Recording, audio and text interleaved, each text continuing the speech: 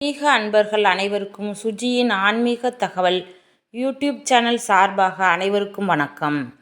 இன்று 23/6/2025 தோஷங்களை எல்லாம் நீக்கக்கூடிய ஆனி மாதத்தில் வரக்கூடிய தேய்பிறை பிரதோஷம்.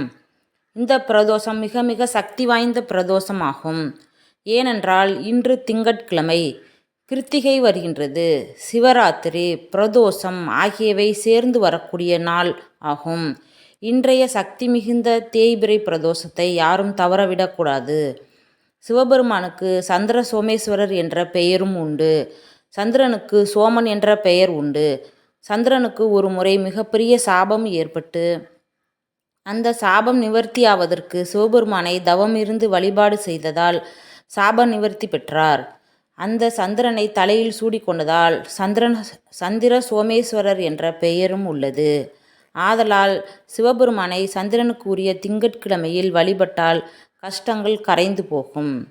கார்த்திகை மாதத்தில் வரக்கூடிய சோமவாரம் இன்னும் சிறப்பு வாய்ந்ததாகும். இன்றைய பிரதோஷ நாளில் நாம் என்ன வேண்டி விரதம் இருக்கிறோமோ அது நடக்கும். வீட்டில் லிங்கம் இருந்தால் அதற்கு அபிஷேகம் செய்ய வேண்டும். நெய் அபிஷேகம் செய்தால் கஷ்டங்கள் கரைந்து போகும். நெய் சாதத்தை நெய்வேத்தியமாக வைத்து வில்வ இலையில் லிங்கத்திற்கு அர்ச்சனை செய்யலாம். மாலை வேளையில் 4:30 to 6 பிரதோஷ காலத்தில் சிவன் ஆலயத்திற்கு சென்று சிவபெருமானை வழிபாடு செய்ய வேண்டும். லிங்கத்திற்கு அபிஷேகம் செய்ய திருநீறு, பால், தேன், கரும்பு சாறு ஆகியவற்றை வாங்கி கொடுக்கலாம். சிவபெருமானை வழிபாடு செய்யும்போது இந்த ஒருவரி மந்திரத்தை கூறலாம். ஓம் ஹரஹர மகாதேவாய நமோ நமக.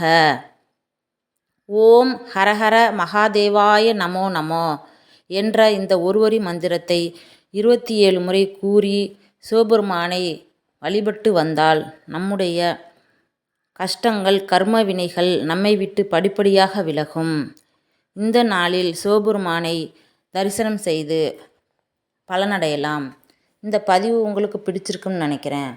பதிவு பிடிச்சிருந்துச்சுன்னா சப்ஸ்கிரைப் பண்ணுங்கள், லைக் பண்ணுங்கள்.